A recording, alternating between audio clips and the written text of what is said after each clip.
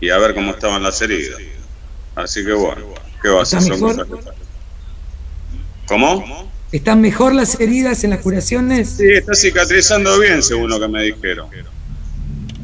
Pero bueno, la de los 10 puntos es fea.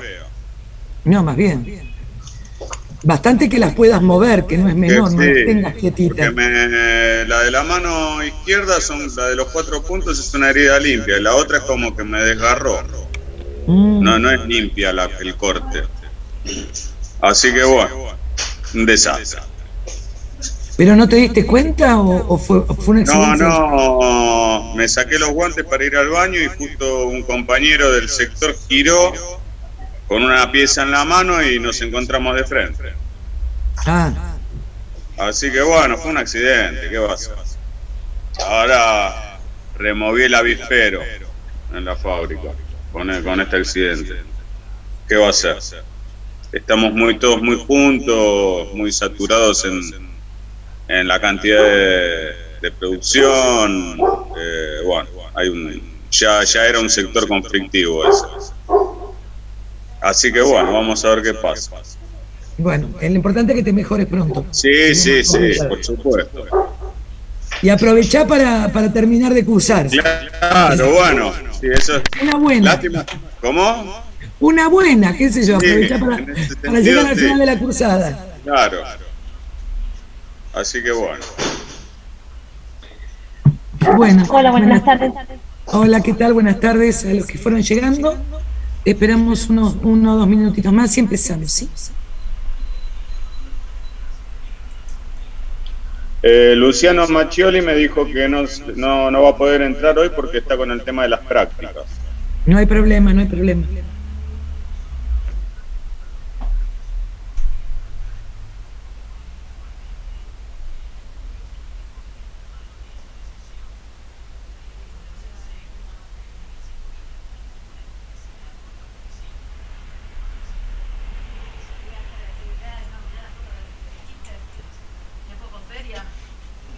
No, porque está linda.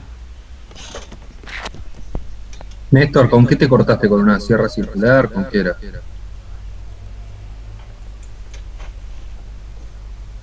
No, con un compañero me cortó en realidad. Con una pieza. Yo trabajo en la Peugeot, ¿viste?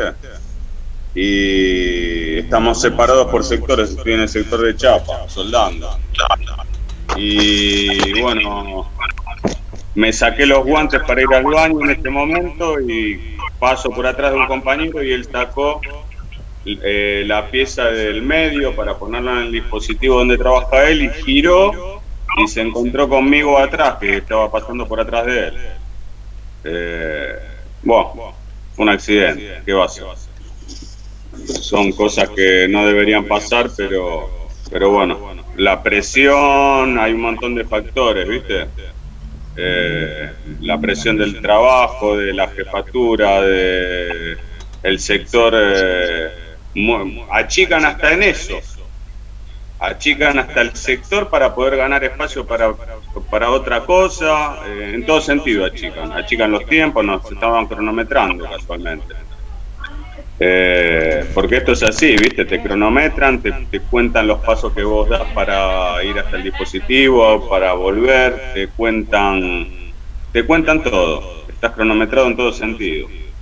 Y bueno, la presión en esos sectores ya era conflictivo porque no se llegó nunca al número que ellos quieren, que están necesitando un número y no sale, nunca salió y están exigiendo que salga.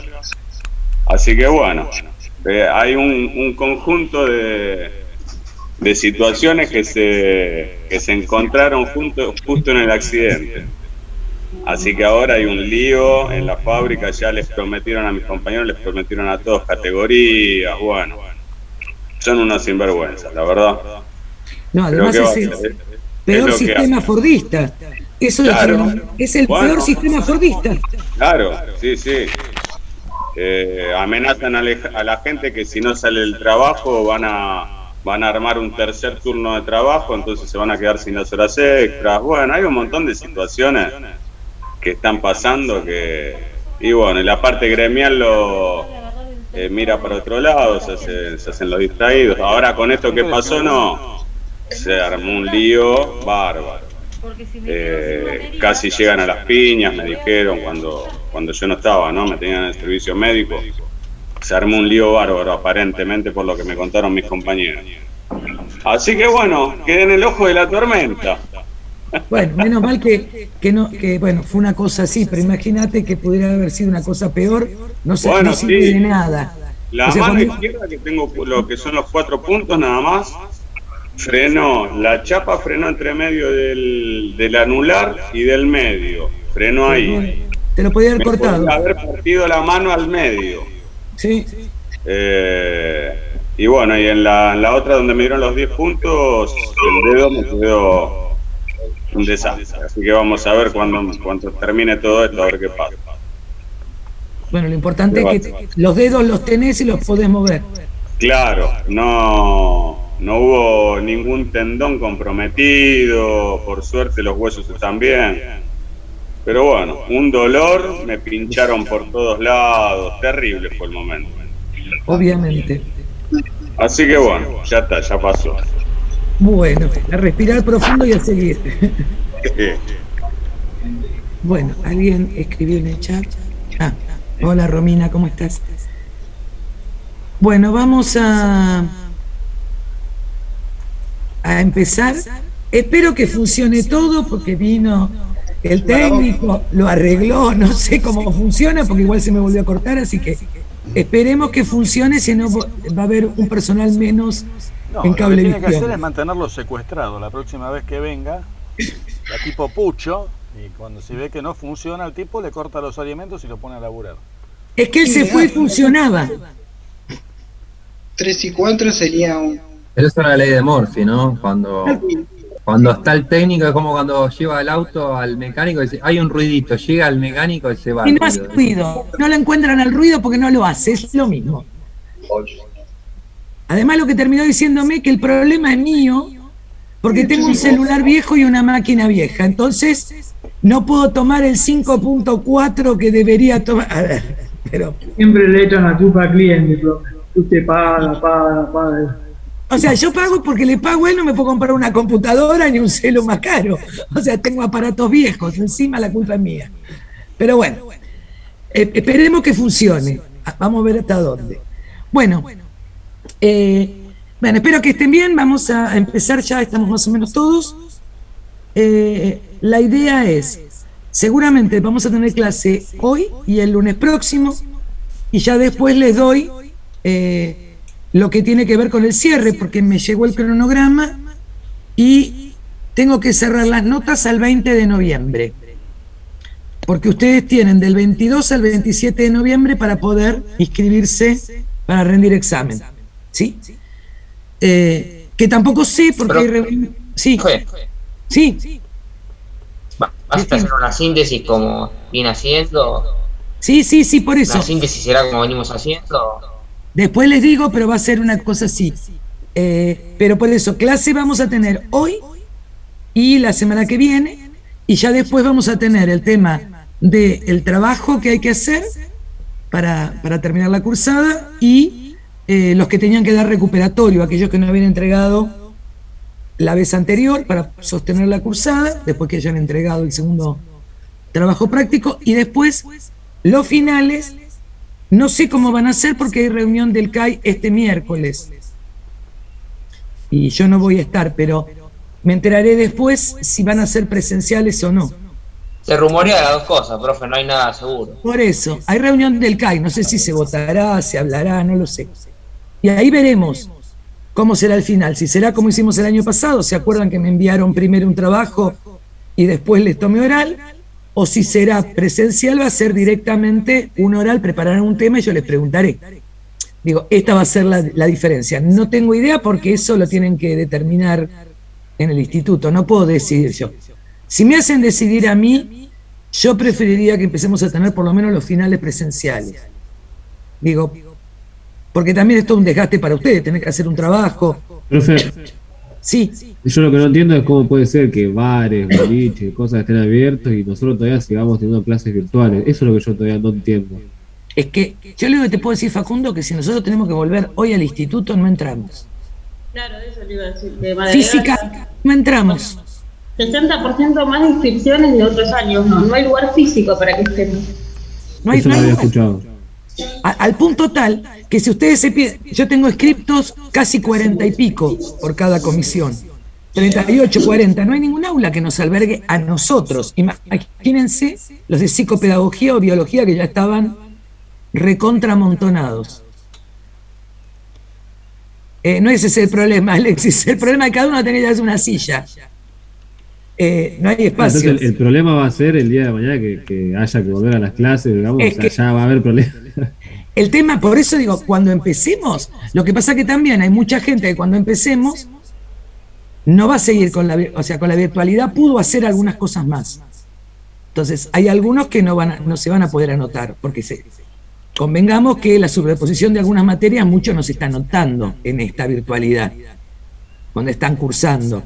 Cuando se va a la Sí, el presencialidad. desgaste de ir también. ¿Cómo? El desgaste de ir al profesorado pasaba que cuando me iba pasando el año, cada vez éramos menos en el aula. Tal cual, digo. Esto también hace que, por eso no se puede ir presencial. Sí, el resto del sistema. Las universidades están empezando ahora de a poquito porque tienen edificios más grandes. Pero nosotros no entramos. A no ser que se tome alguna política de enviar más cursos a la sede, al anexo, digo. Sí, habían Vieron hecho que- eso una vuelta, profe. Pues yo me acuerdo Sí, hace, pero- 2 años ya casi, habían Sí. hecho eso, pero bueno. Pero los docentes no querían ir y los alumnos tampoco. Sí, no, es todo un tema. Sí. Es un tema. Así que bueno, por eso digo, si pudiéramos hacer presencial, yo creo que sería lo más... Lo que tampoco sabe, profe, al final si quedó en una fecha sola o dos en diciembre. No, yo tengo como fecha periodo de mesa del 29 de noviembre al 30 de diciembre. Supongo que será una mesa, es un mes. O sea, un solo llamado. Yo calculo que será un solo llamado, por lo que vi del periodo de mesas. Si es un mes, no nos da para 2 llamados. Claro. Sí, como le hicieron hasta hace poco, bueno, hasta el- Exacto. Yo creo Sí, que va a sí. ser así. Sí, teóricamente lo que estaban diciendo que iba a ser un llamado solo. Sí. Bueno, pero supongo que el miércoles tendrán alguna resolución, después nos informarán. Bueno, ¿se acuerdan que lo último que vimos fue la revolución del 52 en Bolivia? Hasta ahí habíamos terminado. Hoy vamos a empezar a trabajar con la revolución cubana. Y la idea de lo que vamos a trabajar en realidad es algunas cuestiones como muy generales de la revolución. Después veremos en algunos textos que eso es lo que voy a pautarles la semana próxima. ¿Sí? Voy a ver si puedo compartir. Hasta ahora venimos más o menos bien. Vamos a ver si puedo compartir.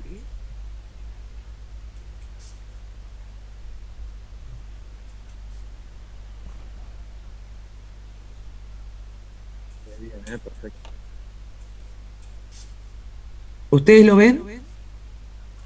Sospechosamente bien incluso. Sí, profesora, bueno. Eso me preocupa. Ahí está. Al final no era tan malo el señor que me dijo que la culpa era mía. Voy sí a ocultarme acá porque si no, no. Pero bueno, la idea es trabajar con la Revolución Cubana, pero antes de trabajar con la Revolución Cubana, la idea es comenzar con algunos antecedentes que nosotros ya trabajamos, ¿sí? Ustedes se acuerdan que en 1898, después de la lucha en Martí, se había logrado la independencia de España. Era el último baluarte español que se encontraba en realidad en América. Y además de eso, declaración de la independencia, Estados Unidos va a ocupar la isla. ¿Se acuerdan? Esta isla la ocupación fue de 1899 a 1902. Y ahí se incorporó la enmienda Platt, que la enmienda Platt, que era en realidad un senador norteamericano, en la Constitución de Cuba decía que Estados Unidos tenía derecho a controlar la política exterior e intervenir para proteger la vida, la libertad y los bienes de sus conciudadanos. Y además les permitía establecer la base de Guantánamo. ¿Se acuerdan que esto ya lo habíamos visto antes? ¿Por qué repito esto? Para que se entienda cómo se llega a la revolución después de la cantidad de momentos que pasa Cuba sometida como un país neocolonial a los Estados Unidos. ¿Sí? ¿Hasta acá me escuchan? ¿Sí? Sí, profe. Sí, profe. Mire, que si no me quedo solita hablando como la otra vez. Bueno, seguimos entonces con los antecedentes. Bueno, yo les decía que era una república neoliberal, que el primer presidente va a ser Tomás Estrada Palma, pero que en realidad va a establecer algo bastante particular, que es un tratado permanente, que es una dependencia económica muy fuerte con los Estados Unidos. ¿Se acuerdan cuál era la producción de Cuba? ¿No era azúcar? Era el azúcar. Y por lo tanto, no solamente era el azúcar, ¿se acuerdan que esto había quedado mucho después de lo de Haití? Había pasado el azúcar a Cuba después que Haití había dejado de ser el mayor productor. Pero además tienen las refinerías, ¿sí? La realidad es que hay una nueva, algún problema de sucesión y vuelve a haber intervención militar entre 1906 y 1909. Y después se establecen como el Partido Conservador y el Partido Liberal, pero en líneas generales sigue siendo muy inestable la democracia, para decirlo de alguna manera, en esta república cubana. Y estamos pensando, si yo me pongo a pensarlo, estoy llegando en la Argentina prácticamente a Irigoyen, y acá todavía están viendo cómo se conforman los partidos políticos, porque quedan subsumidos casi como una colonia. A tal punto que la economía tenía una economía de enclave. Yo creo que les expliqué que era una economía de enclave, ¿no? No me acuerdo. ¿Se los dije?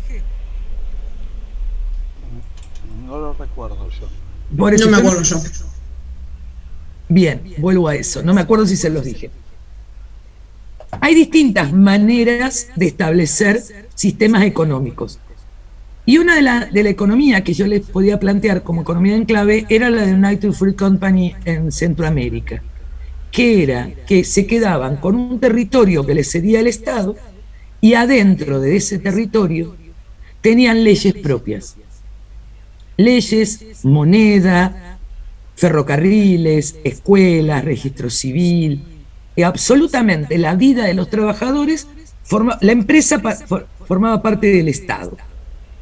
O mejor dicho, la empresa era el Estado para los que trabajaban en esa zona. De hecho, muchas veces estaban hasta militarizadas, ¿sí? Para que no ingresara nadie ni saliera nadie. Hay varias políticas de enclave en este periodo. En la Argentina la más conocida es la forestal, ¿sí? La del Quebracho, donde era cuando se van de la Argentina los ingleses con esta política de enclave, dejan toda la zona de Quebrachal absolutamente devastada, levantan hasta las vías del ferrocarril porque son de ellos. O sea, no es que ellos se van y en la zona y los ingenios no se manejaban también así en lo que es el norte del país. Sí. Lo que pasa que esos ingenios había ingenios con la política de enclave, lo que pasa que después los ingenios pasan a manos de la oligarquía nacional y siguen con la misma política, o sea, no terminan levantando las vías férreas como lo hacen con el caso del Quebracho, ¿sí?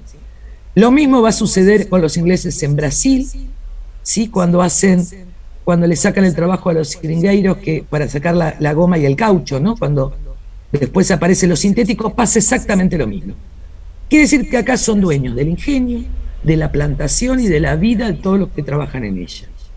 Siempre hablando de las empresas, ¿no, profe? El Estado le da a las empresas una parte del país. Exactamente, pero no lo dicen así, porque no. La Constitución lo impediría en cualquiera de los países, en la nuestra también, porque fue en los años 20. O sea, la Constitución lo impedía. Lo que pasa es que la empresa lo que consigue es una cesión de territorios más o menos por 99 años. O sea, porque ponen además por 99 años, ¿no? Para no extenderse, es ridículo. Entonces son concesiones por 99 años. Imposible de sostener, después de 99 años, los reclamos. Porque ellos los que dicen que esos 99 años estaban firmados y otorgados de antemano. En 100 años las cosas que pasan en los países son totalmente diferentes. Y en este periodo nos va a pasar que va a llegar la Revolución Cubana. Digo, hay un montón de cuestiones para tener en cuenta que la Revolución Cubana no surge de la noche a la mañana, que teníamos a alguien que era antiimperialista, que era José Martí, se acuerda que habíamos visto, y que todo el tiempo propone la lucha contra Estados Unidos y de hecho muere combatiendo.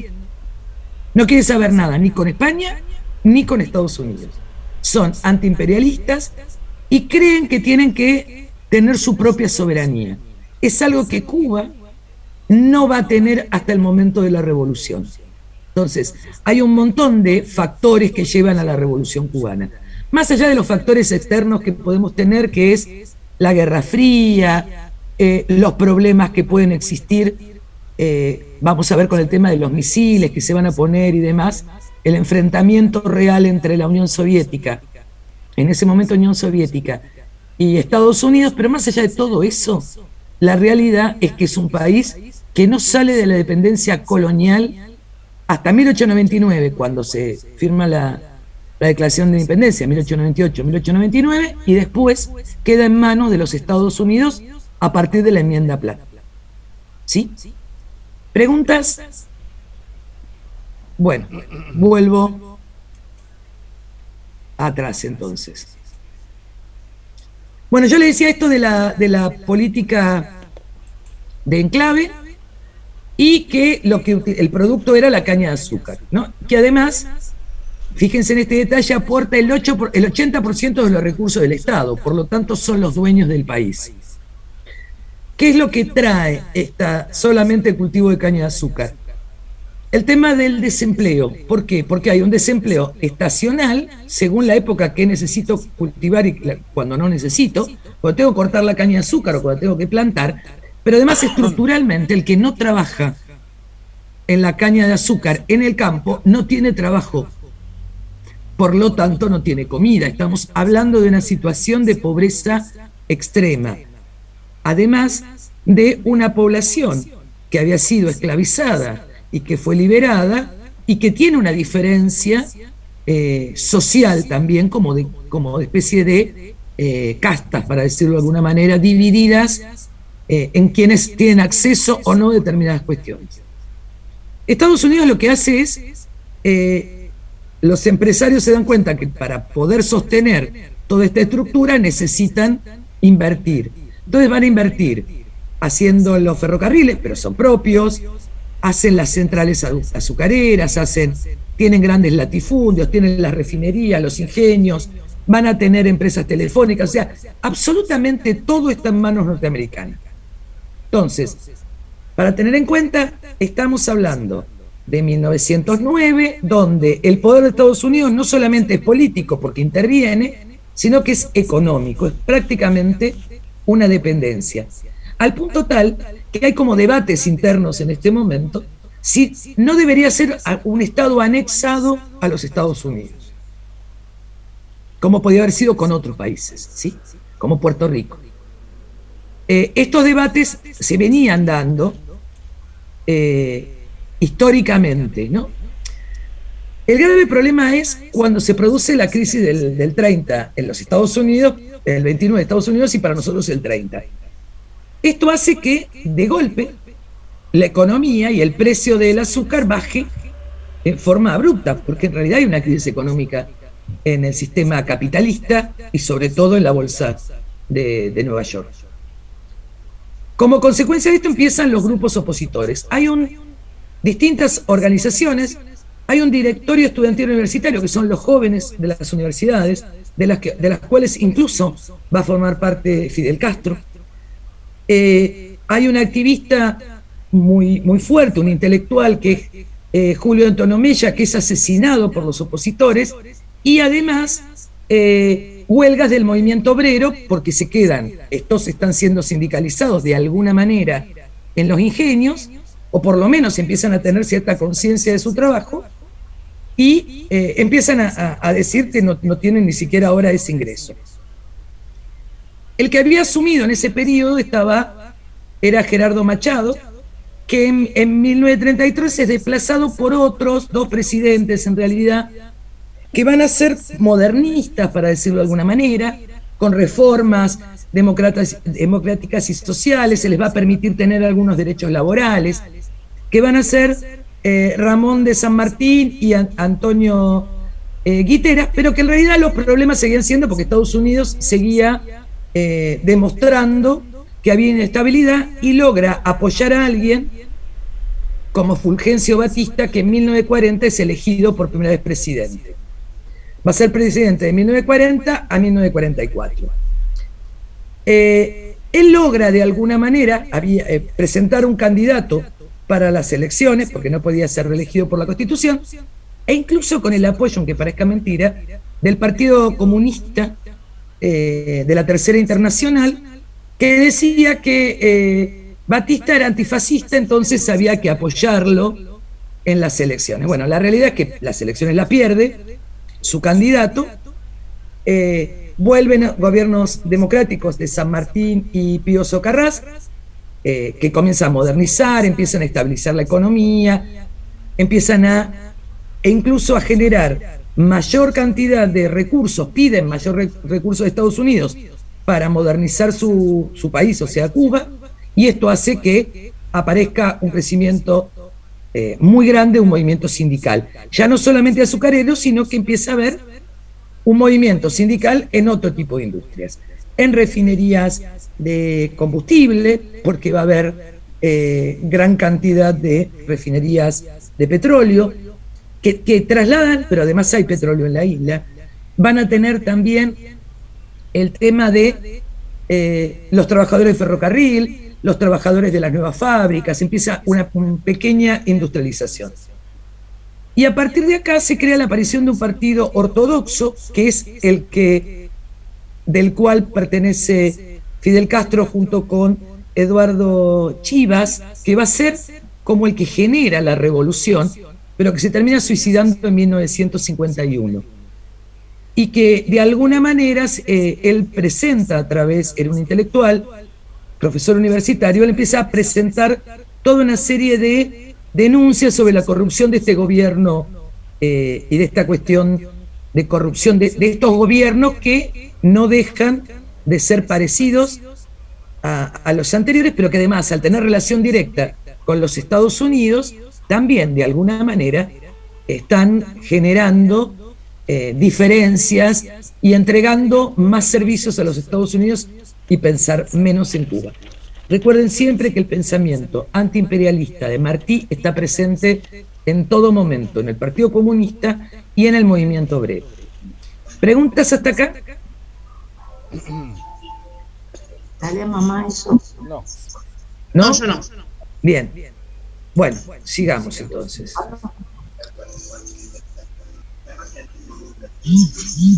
En realidad, lo que empieza a hacer es que hay un crecimiento del partido, puede ganar las elecciones, conclusión, termina habiendo un golpe militar y asume Batista.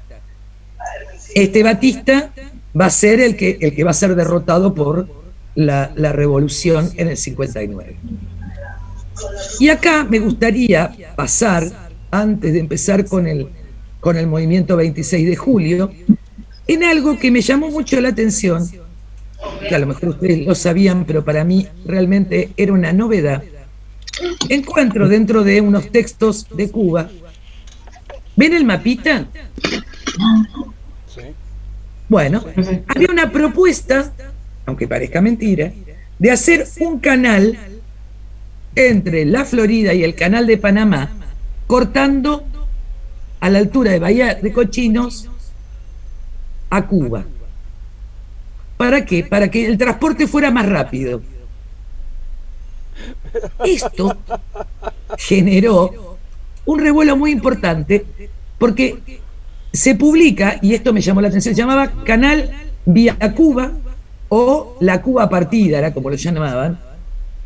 En el 54 Batista, estamos pensando antes de todo este movimiento, aparece un decreto firmado por el que dice concretamente que se propicia la construcción de un canal que tendrá una extensión de 80 kilómetros de longitud de norte a sur entre la bahía de Cárdenas y la bahía de Cochinas, en las provincias de Matanzas y Las Villas, respectivamente, con una anchura mínima de 40 metros y una profundidad no menor a 15 metros que permita la navegación de barcos de gran calado. Pero que además se lo iban a entregar a una compañía llamada del Canal Atlántico al Mar Caribe, Sociedad Anónima, por un periodo de 99 años. Y que además tendría una inversión de $400 millones. El problema es que nadie se había enterado hasta que en una revista, hasta que en la revista norteamericana del Times sale publicada la noticia, y es ahí donde hay toda una oposición a lo que van a llamar el proyecto de la isla partida. Entonces, vuelvo a esto, me parecía algo, parece hasta ridículo, ¿sí? Pero algo muy fuerte. Esto era manejar toda el mar del Caribe, ¿sí? Pero además partir a la isla absolutamente en dos. ¿Tenían idea de este proyecto? No, es muy bueno porque ahora estamos hablando de una isla, es como si yo cortara la cama a la mitad para llegar más rápido a la puerta de la pieza. O sea, ¿cuánto puede tardar en dar vuelta a una islita? Por grande Claro. que sea. Pero ¿cuánto dinero se ahorrarían, ¿sí?, en hacerlo pasar por ahí a algunas otras, porque cobrarían impuestos de algunas otras mercaderías? Digo, lo que hicieron en Panamá, ya estaba el canal de Panamá, era conservar de tal manera que eso iba a ser no solamente patio trasero, sino que era esto de lo que decís vos, cortar la cama para pasar a la otra puerta. Era propiedad de sus aguas jurisdiccionales. Profe, cuando dicen que se enteraron, ¿a quién se refiere? Hubo una publicación en la revista Times en Estados Unidos que fue la que alertó, porque lo hizo por un decreto, pero publicitado en el boletín oficial, no era algo que estaba abierto a todo el mundo. Es más, a mí me llamó la atención, porque no lo leí en muchos autores, esta es una publicación del boletín oficial de Cuba, esta idea que también pensaban hacer eso, porque además sería destruir la isla. Imagínense la isla partida en dos. Habría que pedir permiso y pagar para cruzar la frontera, digo, porque quedaba en manos del gobierno norteamericano. Eso es en el norte, y en el sur tienen Guantánamo. O sea, Ha sido como una Corea. exactamente. Entonces, ¿por qué me parece traer esto como importante? No es tan loca la revolución cubana, ¿no? Vieron que no es un delirio que decían, no, porque Rusia, la Unión Soviética, no, es la consecuencia del ahogo que hace Estados Unidos sobre la zona del Caribe. ¿Sí? Quedaban dos opciones, o la revolución o la destrucción como Estado. O pasaba a ser anexo o pasaba a ser una revolución. Tenían idea, habían escuchado alguna vez hablar de este canal así de propiedad de los Estados Unidos. No tengo ni idea, profe, la verdad que no. Es más, si no me lo hubiera dicho usted y me lo hubiera contado alguien, no lo hubiera creído tampoco. O sea, hasta ese punto me resulta absurdo. Iban a ser dos países de 14 personas. Pero es una política que hizo Estados Unidos en Centroamérica. Ustedes recuerdan que era la República Centroamericana, y la dividió en pedacitos, para decirlo de alguna manera, en estados bien chiquititos, para que sus empresas, entre esos la empresa de frutas, pudiera hacer lo que quisiera. O sea, se lo hizo a México, sacándole el 70% de su territorio. Lo intentó hacer con toda América Latina. A ver, cuando usted hace un canal, ese territorio lo pierde. Como usted dice, de última le rapiñé a México, bueno, pero la tierra me la quedo yo. Partí en estados políticamente un montón de isluchos, pero los isluchos siguen ahí. pero acá dejan media isla, una cuarta parte de la isla bajo el agua cuando terminan de cavar. Sí, pero la idea es que se quedan con el poder del mar del Caribe. Ningún barco iba a poder salir de ahí si no estuviera bajo sus aguas jurisdiccionales. Es lo que hicieron. ¿Para qué cortan Panamá? Bueno, pero de última en Panamá lo que está haciendo es un canal porque tiene, digamos, todo un continente hacia arriba y hacia abajo, pero no es una islucha. Está bien, pero va directo, fíjense, va directo a la Florida. O sea, no a Ahora, otros yo el canal, puertos. perdón, ¿no? Pero el canal de Panamá nunca lo entendí, porque Estados Unidos tiene la suerte de salir a los dos océanos.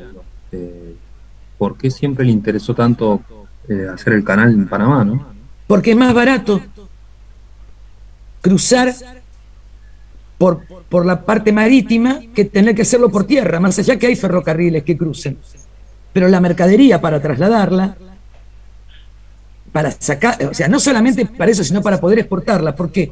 Porque Estados Unidos exporta tanto por el Atlántico como por el Pacífico.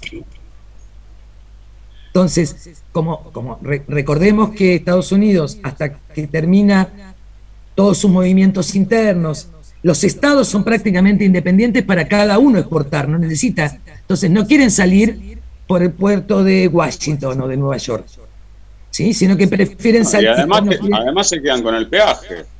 Obviamente. Se quedan con todo, digo. A ver, una de las cuestiones que me parece fuerte entender es, nunca se lo consideró a Cuba como un Estado-nación, sino pura y exclusivamente como una dependencia. Y que podían hasta cortarlo a la mitad. ¿Todo por el apoyo aquel del 1898 contra los españoles? Exactamente. Igual siempre estuvo bajo, ¿se acuerdan que siempre había estado siendo el lugar que reemplaza de alguna manera el que va a reemplazar a Haití? Porque tiene gran población negra esclavizada, siempre fue como el lugar de cambio por Haití. Bien, ¿preguntas hasta acá? ¿Se entienden por qué llegamos a la revolución? O sea, hay muchos datos previos a la revolución.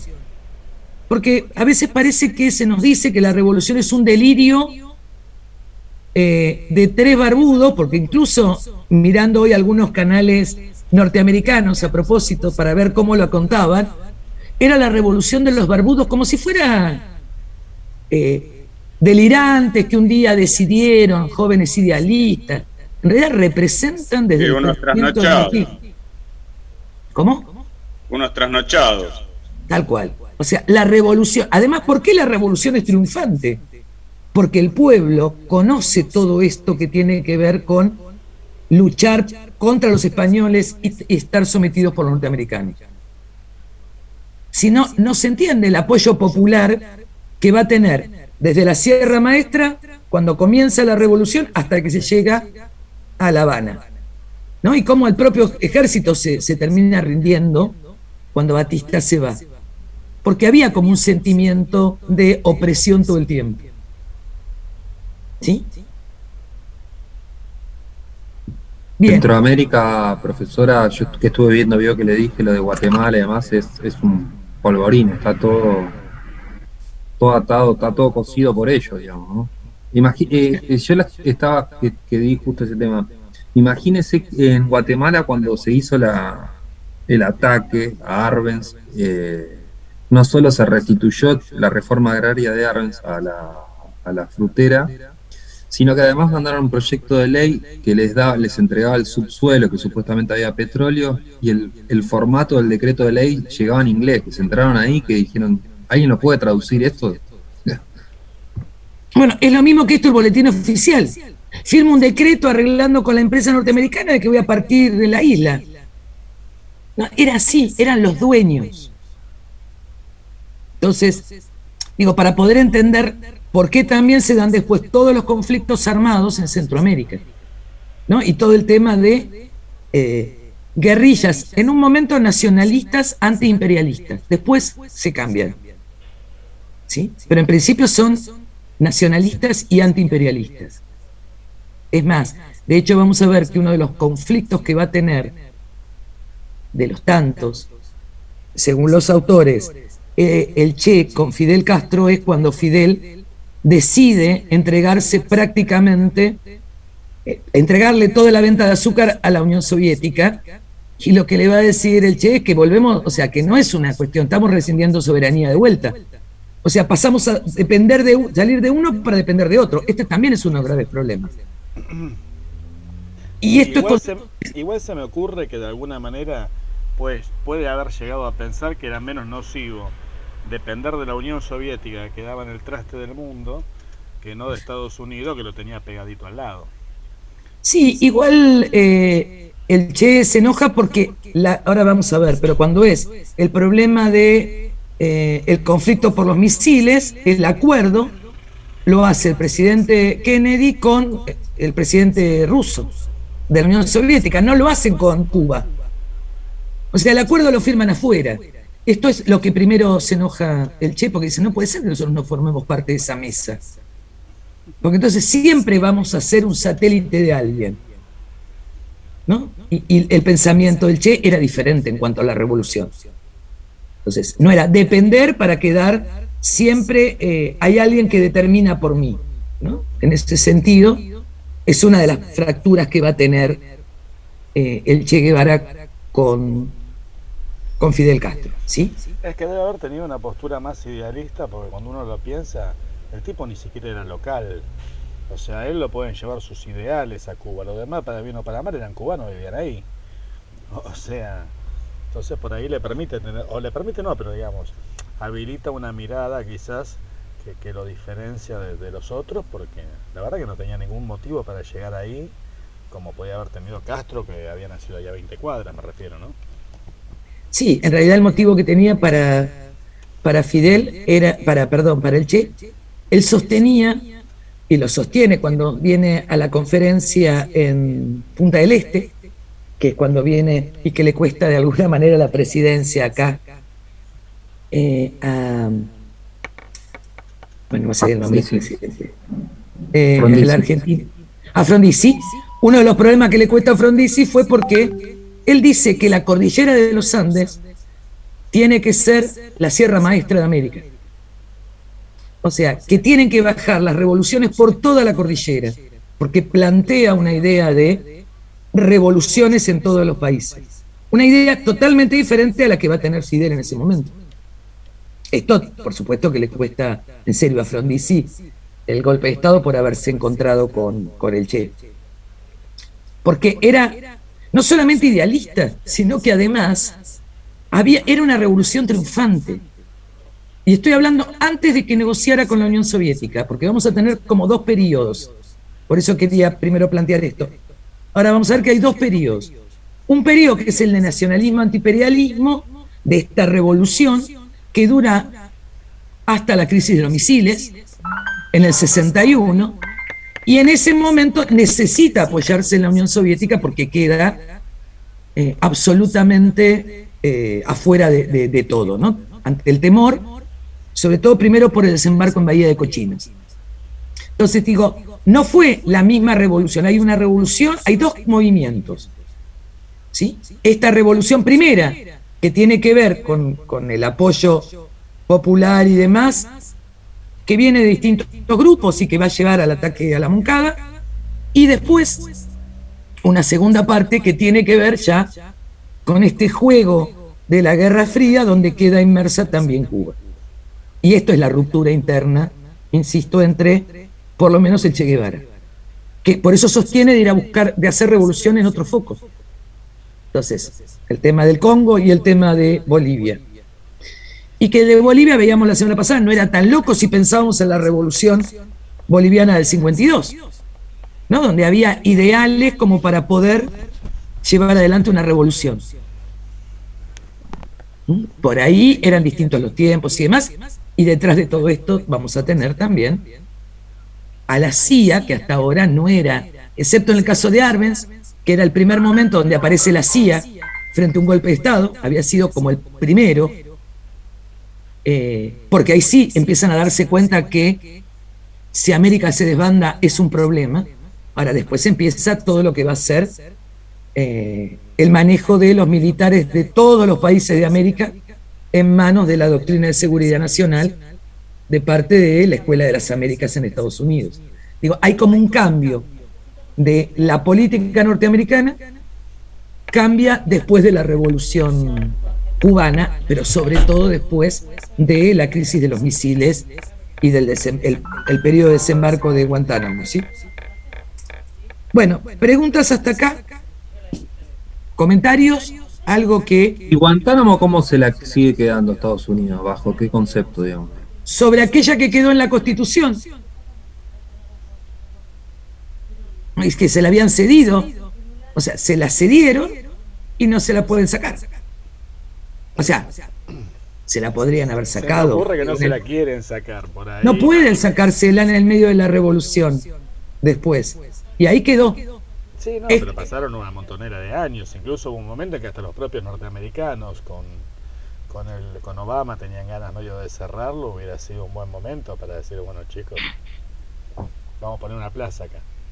Sí, pero después les vino bien tenerla porque es el lugar donde tenían que llevar a todos los terroristas, porque teóricamente es la cárcel de máxima seguridad de los grandes terroristas, los que ellos consideran grandes terroristas, ¿sí? Bueno, sigo entonces un poquito más con la presentación.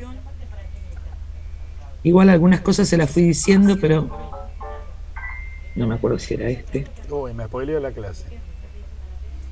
¿Vio? Bueno, esto que era el final,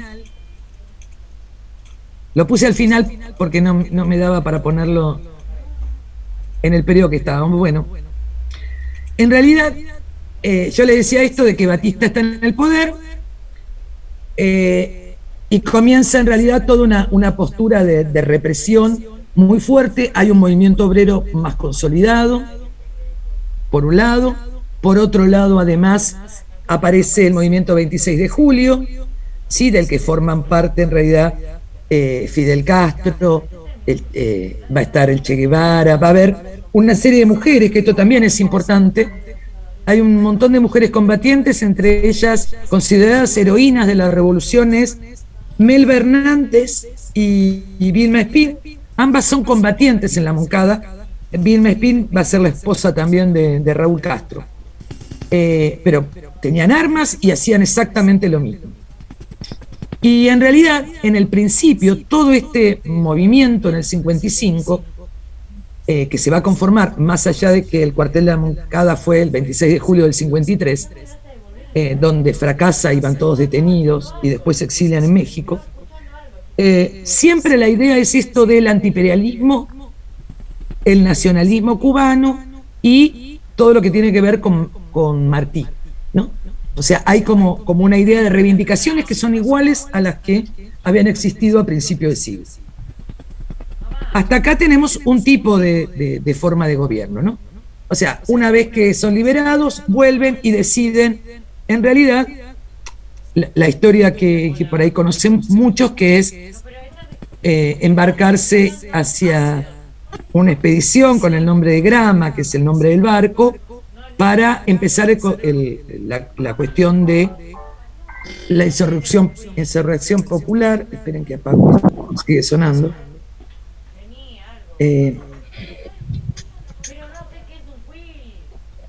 Listo. Así ya no estamos. El tema se instalan en Sierra Maestra, tardan alrededor desde diciembre del 56 hasta diciembre del 58, porque el ingreso va a ser a La Habana el 1 de enero del 59, o sea que tardan 3 años en ir avanzando desde Sierra Maestra hasta tomar toda Cuba. Y los más importantes, bueno, van a ser Fidel Castro, Raúl Castro, Ernesto Che Guevara y Camilo Cienfuegos. Y estas mujeres que también forman parte, que fueron conducción también. Se va consolidando de a poco. El problema mayor que hay es que todavía la ciudad no está de acuerdo con estos movimientos guerrilleros. Sí, la insurrección es campesina, pero todavía no había llegado la insurrección urbana. ¿Por qué? Porque le temen mucho aquellos sectores mejor posicionados que viven en la ciudad y que son latifundistas y que están, o son las empresas norteamericanas o están trabajando para los norteamericanos. Así que la ciudad es lo último en caer porque ingresa posteriormente al movimiento revolucionario.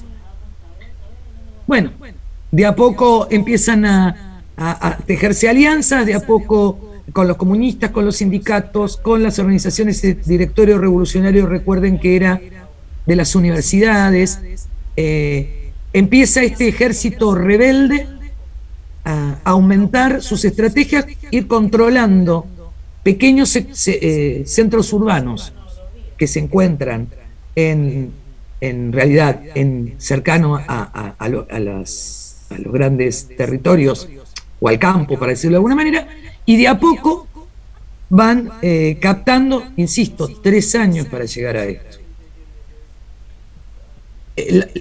La última parte son enfrentamientos mucho más fuertes y es donde Batista decide irse y a partir de ahí se rinde directamente. De hecho, Estados Unidos en este momento no está interviniendo con armamento y demás. Lo deja a Batista solo porque su represión había sido muy grande y también abandona un poco a las empresas norteamericanas. Igual varios ya se habían ido, ¿no? Antes de este momento. No sé si quieren preguntar algo.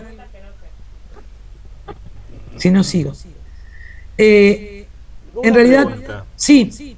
Porque, o sea, tengo la imagen de que siempre se ha dicho que Cuba con Batista era un prostíbulo. ¿Se referirían que al tema del turismo sexual o algo? Porque hasta ahora veníamos hablando como actividad económica el No. no las chicas. No, además de las chicas, era un lugar de lavado de dinero, por eso era un prostíbulo. O sea, era un garito, en realidad, porque había juego, prostitución, y además era lavado de dinero. Profesora. Sí. Sí, un comentario. En la película El Padrino 2 se retrata bien esta imagen de Cuba, donde inclusive, no sé si la vio usted, El Padrino 2, de Don Corleone, ¿no? El famoso, que él hizo su dinero en Cuba con la melaza, ¿no? Trayendo desde Cuba, en la época de la ley, desde la época de la ley seca, la melaza con otros judíos más llevándola a Estados Unidos.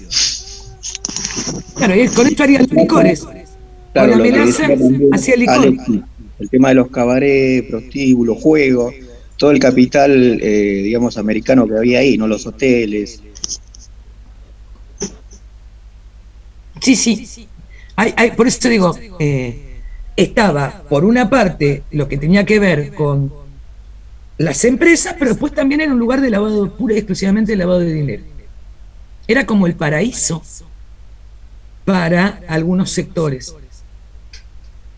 Al día de hoy es un paraíso. Inclusive se asustaban, estando en la calle y estando reunidos con los empresarios, de cómo digamos, los insurgentes mismos a veces se inmolaban, y entonces ellos dudaban de si Batista iba a seguir o no, ¿no? Y le pedían al gobierno, digamos, definiciones y certezas, ¿no? Porque tenía mucho capital invertido ahí.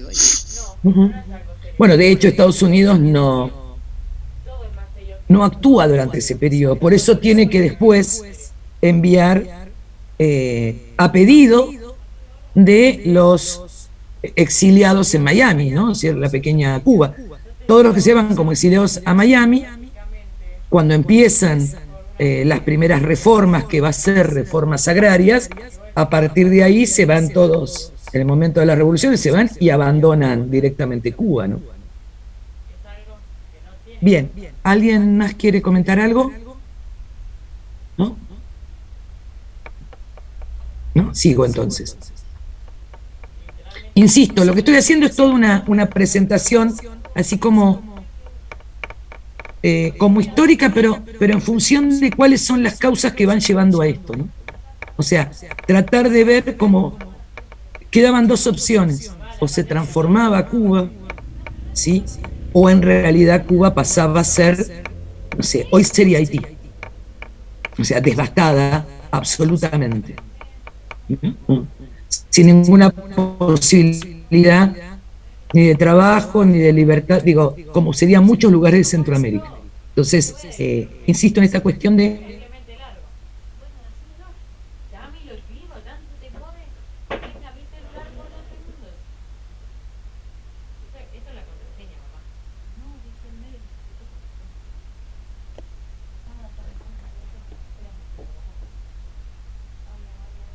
no solamente a los extranjeros, sino a la burguesía cubana que le conviene y que hizo negocio con todo este momento.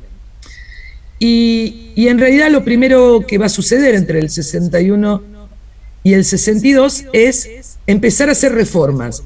Y bueno, de alguna manera entre esas reformas es darle mejores condiciones a los trabajadores, que en muchas empresas estaban los campesinos, eran casi como servidumbre, ayudar de alguna manera a los pobres de las ciudades, tratar de cambiar esta estructura política que consideraban corrupta, y empieza a denominarse en este periodo el periodo de la lucha nacional democrática. Teóricamente irían hacia las elecciones de un gobierno democrático después de la revolución. Proponen dos reformas por ahí importantes dentro de las reformas agrarias, ¿no? Una, que se expropiaron gran cantidad de fincas que serían, es más, cuando pensamos gran cantidad no podemos pensarlo desde Buenos Aires, ¿sí? La reforma, por la cantidad de hectáreas que van a tener, son mucho más pequeñas, pero mucho más grandes para ellos, ¿no? Y la mayoría pertenecían a las compañías norteamericanas.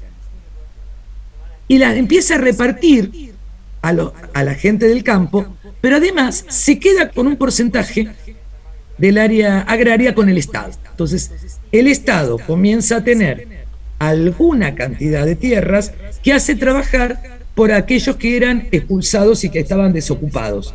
Entonces, toda esa desocupación rural, porque le dan primero a los campesinos que trabajaban las tierras que están expropiando, pero aquellos que estaban sin trabajo comienzan a trabajar las tierras del Estado, ¿no? Que van a hacer esta segunda reforma agraria. Y que además hay un plan de construcción de vivienda, ¿sí? Empiezan las confiscaciones, y acá es donde empiezan a retirarse a Miami, que yo le decía antes. Se termina con el tema del juego de la prostitución.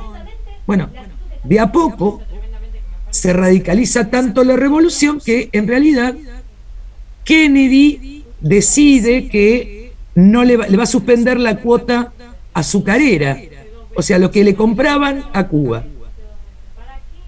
Eso es lo que obliga directamente a Fidel Castro a viajar a la Unión Soviética y negociar que le compre esa cantidad que tenía de cuota azucarera, se la va a comprar la Unión Soviética, donde era el primer ahogo que va a hacer Kennedy, ¿no?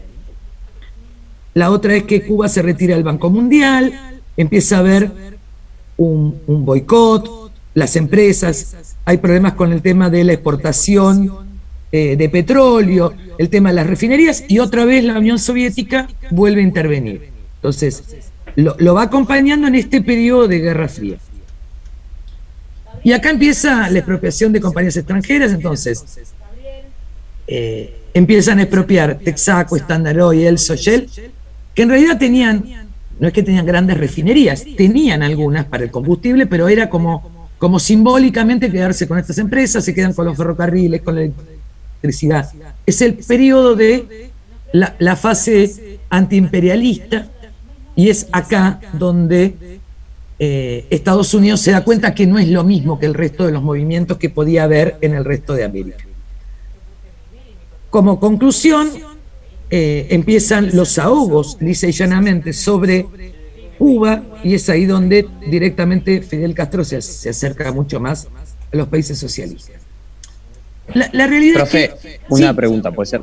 Sí, En las expropiaciones no se paga nada, ¿no? No es como algunas que podemos conocer en otros lados donde se paga como algo a las empresas. No, O sea, no. igual que las que vimos en México. ¿Se acuerdan Claro. que las exportaciones en México tampoco? O sea, las expropiaciones, cuando son de periodo, como pasó con la de Bolivia, ¿sí? Cuando se hace una expropiación en medio de una revolución, no se paga nada. Entonces, acá es cuando se dan cuenta que la cosa es diferente. Ya no es un gobierno populista, ya no es lo que tenían claro, sino que acá hay otra cosa porque está la Unión Soviética en el medio. Estados Unidos también va aprendiendo de esto, de este fenómeno de la Guerra Fría. ¿Preguntas? ¿Comentarios? Sigo entonces. Así después.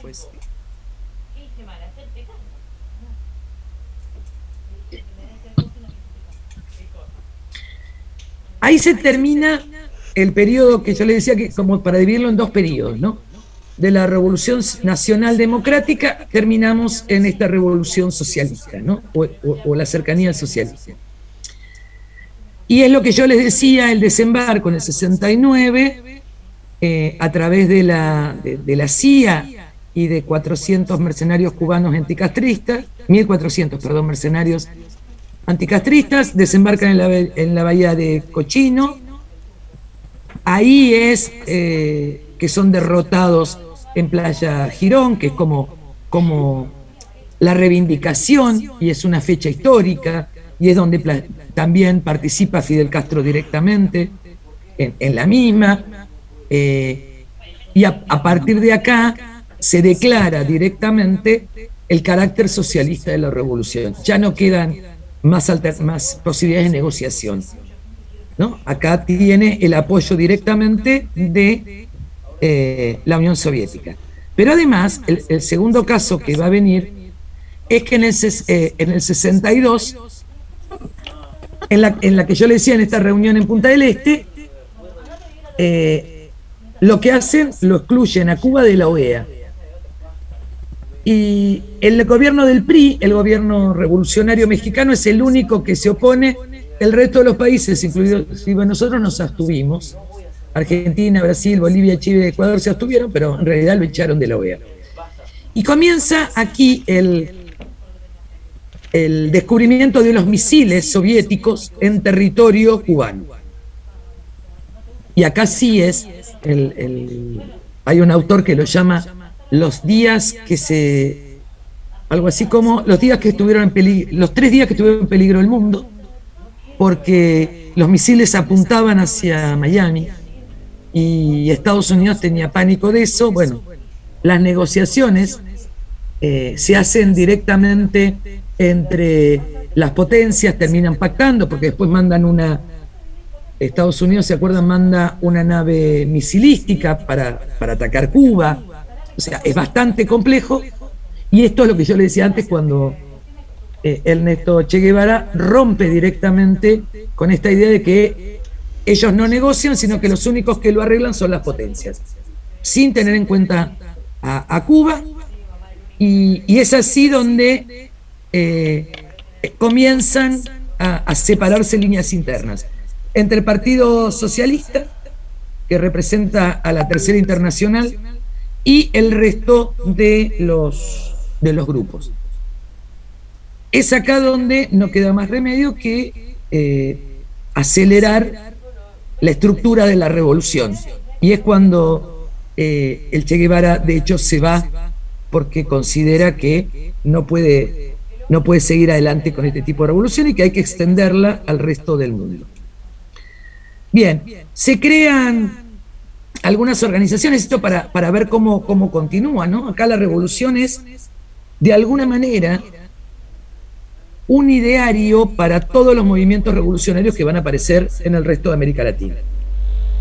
Cuba va a hacer una organización que se llama OLAS, Organización Latinoamericana de Solidaridad, donde todos los movimientos revolucionarios, cuando tienen que ir al exilio, van a Cuba. De hecho, la Argentina, ustedes saben, durante todo el periodo de la dictadura cívico-militar en la Argentina, el exilio muchas veces se hace en Cuba, a los chicos los mandan a Cuba, y aparece acá esta idea de Cuba como el centro que ayuda al resto de América Latina. Entonces tiene el tema del desarrollo de la medicina gratuita, las misiones de alfabetización, que son logros revolucionarios y que lo ofrecen a toda parte del mundo, ¿no?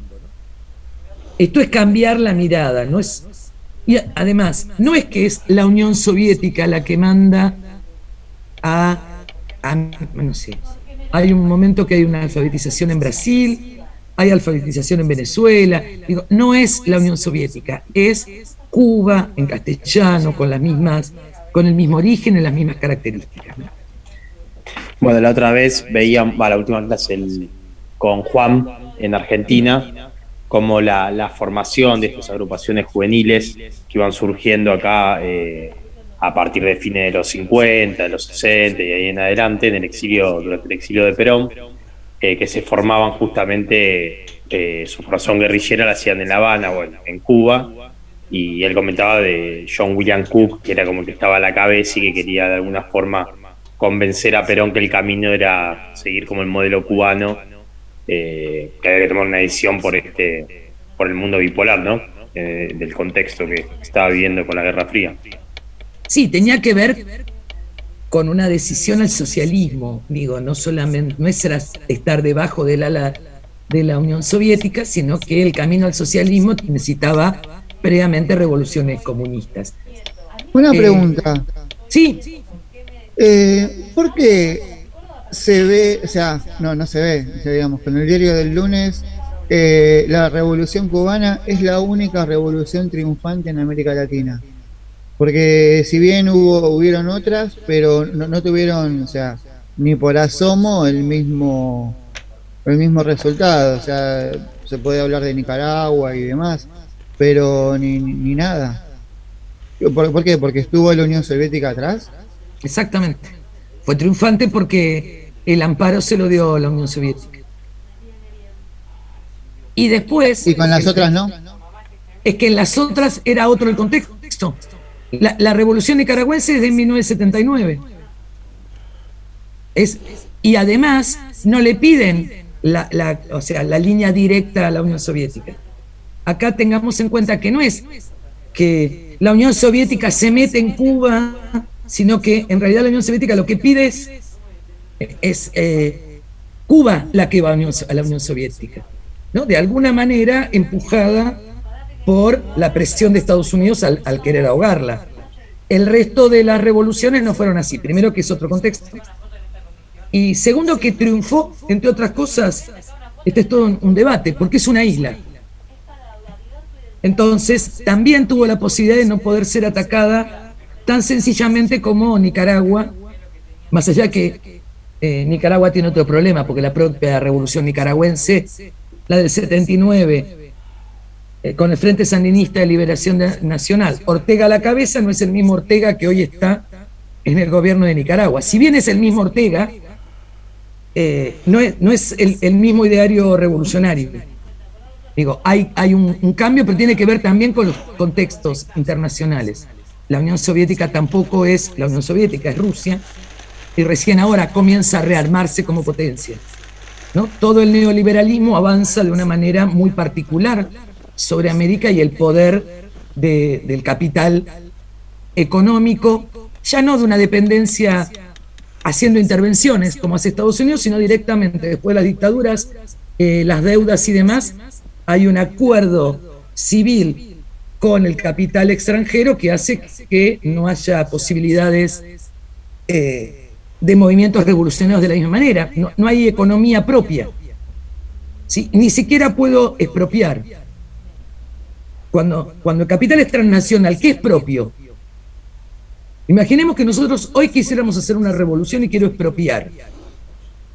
Lo que puedo expropiar es relativo porque la mayor cantidad de capital no está en los bienes que están acá, sino que se encuentran en los bancos y que lo importante es lo transnacional. Entonces, se fabrican en otro lado. Digo, es difícil a lo que era la revolución en esa época, ¿no? Tiene que ver con el contexto y las características de ese capitalismo. Con la globalización la cosa cambia, por eso por ahí la revolución la va a hacer China, utilizando el capitalismo de la globalización con otro criterio, ¿no? Esto de poner puertos, energía y comprando materia prima, que es lo que le interesa, para materia prima relacionada sobre todo con alimentos, ¿no? Es un mundo diferente. Bien, preguntas, cuestiones. Quiero hacer una consulta. También le pregunté al profesor Jakubowicz. Y yo no entiendo, digo, la Unión Soviética, China, la misma Corea del Norte, países socialistas, comunistas, generaron cierta base y prosperidad para el pueblo y de hecho se lanzaron ahora al capitalismo y con una base bastante sólida. Y el caso cubano yo no lo entiendo, cuál era la idea. No me cierra el embargo porque digo, había un montón de bloques para seguir negociando. ¿Por qué no se industrializó, no generó condiciones, ya que se nacionalizó todo? No sé, a mí con lo de los hospitales y el a mí, por ahí, bueno, estoy equivocado seguramente. Bueno, pero hoy Cuba está, sí, anda, Gastón, no hay problema. Cuba en realidad tiene una apertura hacia el turismo, ¿sí? Y tiene un ingreso de dinero capitalista muy particular, ¿eh? O sea, Cuba logró hacer negociaciones, que este es otro grave problema, porque no todo el pueblo cubano está de acuerdo con esto. Hay cosas de la revolución que pasaron con el otro problema que tenemos en el medio es la caída de la Unión Soviética. ¿Quién lo banca? Es ahí donde comienza una serie de negociaciones y hoy es un lugar de turismo. Y existe la propiedad privada en esos hoteles, no son hoteles del Estado. Digo, lo que no tiene Cuba, el grave problema que tiene Cuba, es que tiene un embargo recontra salvaje, aunque los norteamericanos tengan hoteles en Cuba. O sea, lo que hay con Cuba, insisto, es el castigo similar a Haití. O sea, no van a levantar la cabeza nunca. Lo que pasa es que resisten, ¿sí? Es más difícil cuando pasa el tiempo porque queda menos gente que conoció lo previo, lo que era Batista y lo que era ese país, ¿no? Entonces, y la pobreza y el hambre, no había educación, no había salud, no había absolutamente nada, solo para algunos. En el campo, insisto, había servidumbre pegada a la tierra. O sea, y además servidumbre en líneas generales, indígenas, que eran pocos, de los que quedaban, pero eran negros. O sea, que encima una relación de castas y de odio racial, interracial espantosa. Era el sometimiento, era como, insisto, lo que nunca se le perdonó a Haití, tampoco se le perdonó a Cuba. Hoy no tiene sentido tener un embargo. Ya hace unos años que no tiene sentido. ¿Cuál fue el peor problema que tuvo? Por eso tanto odio también. El que rompe el bloqueo del embargo, ¿sí?, va a ser Chávez. Chávez lo incorpora a lo que va a ser el ALBA, ¿sí?, un acuerdo de países latinoamericanos afuera de la OEA, y lo comienza a bancar con petróleo. O sea, no es casual el odio después que se hace contra Venezuela. Digo, Venezuela, bueno, se despertó la nena. Venezuela comienza a ser un foco, ¿sí?, revolucionario sin estar pegado a la Unión Soviética, ¿no? Hablan de un movimiento socialista nacional muy peligroso para el pensamiento norteamericano. Ladra la perra, por eso me apago. ¿Se entiende esto? O sea, después termina siendo el que le da un poco de aire va a ser Chávez. Insisto, no es casual el odio hacia Venezuela. No es un invento. O sea, sí, Chávez tenía... el que le da un poco de ayuda a la isla termina siendo enemigo de Estados Unidos. Chávez le da ayuda a Brasil y a nosotros. Recuerden en determinado momento el tema del combustible, que había graves problemas por el combustible, y es Venezuela el que abastece en combustible, y de hecho en algún momento, cuando necesitan, iba a quebrar Sancor, hay dinero de capitales venezolanos para que Sancor no quiebre, para que no sea solo la Serenísima la que abastezca leche a todo el país, a cambio de poder acompañar compra y venta. Digo, hay una serie de mercados. Eso es de alguna manera la UNASUR y la posibilidad de convenios, por eso estaban todos en contra del ALCA. Digo, es un periodo muy particular, que por supuesto necesita de gobiernos neoliberales en toda América Latina para que esto no se lleve a cabo. Digo, no es casual, ¿no? El tema de Lula, por un lado, siendo encarcelado, o Bachelet perdiendo las elecciones. Digo, hay un periodo muy particular y el que sostiene mucho de esto, en esta gran unidad latinoamericana, va a ser Chávez, que insisto, en determinado momento lo ayuda directamente a Cuba y le pasa por arriba del embargo, porque le dice que no le importa que esté prohibido, porque el embargo lo plantea Estados Unidos, con el aval de la OEA primero, y después todos se van retirando, porque tiene un aval, no es que lo hace Estados Unidos solo. Vieron que cada tanto se pide por el levantamiento del embargo, tanto en Naciones Unidas como en la OEA, porque fue avalado. ¿Sí? De la misma manera que se los expulsó, se le puso el embargo. ¿Sí? No sé si respondí lo que me preguntaban por ahí. ¿Preguntas, dudas?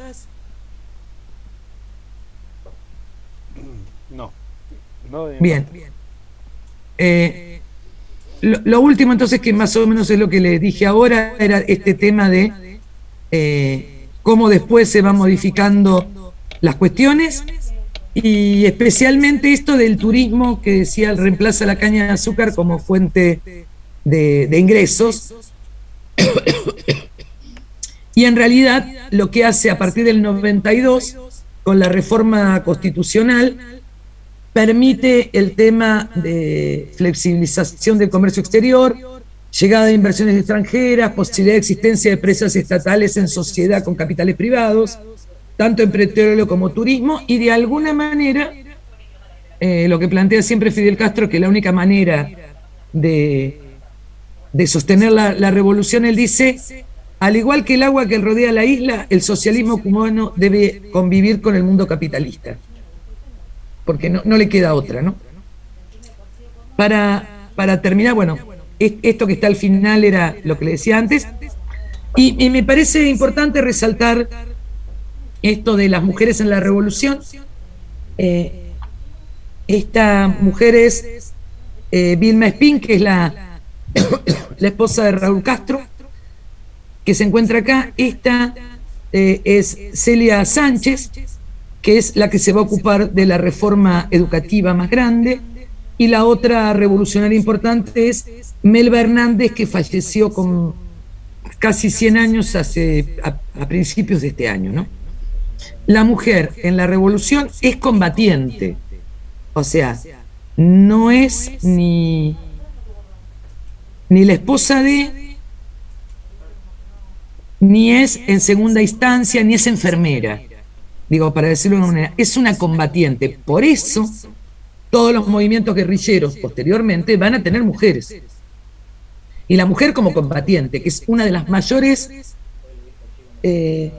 cuestiones, o el mayor problema, por ejemplo, en la Argentina, para las mayores vejámenes se hacen a las mujeres, porque una de las cosas que no pueden entender los militares en la Argentina, y esto está probando en los últimos juicios por violaciones, que es como el doble de torturas. Las mujeres en los centros clandestinos tuvieron el doble de torturas. La tortura que tenían todos los hombres y las violaciones. O sea, no digo que no haya habido hombres violados, pero digo como idea de que la mujer, dentro de la sociedad patriarcal, no podía tener un arma para ir a luchar. La mujer tenía que estar en su casa, y por eso es violada, por no respetar a su marido. Digo, es muy fuerte, aunque hoy parece mentira, pero en los 70, la mujer que hacía estas cosas era peligrosa porque atentaba contra el orden, obviamente patriarcal y machista. Ustedes calculan que recién en el 2021 se están juzgando como delito de lesa humanidad las violaciones. Históricamente, hay juicios ahora, porque históricamente se lo tomaban como tortura. Una tortura más. O sea, y no era una tortura más. Era la picana, como todo el mundo, pero además la violación en masa o en manada, para demostrar, sí, anda Alexis, no hay problema, para demostrar el poder del patriarcado.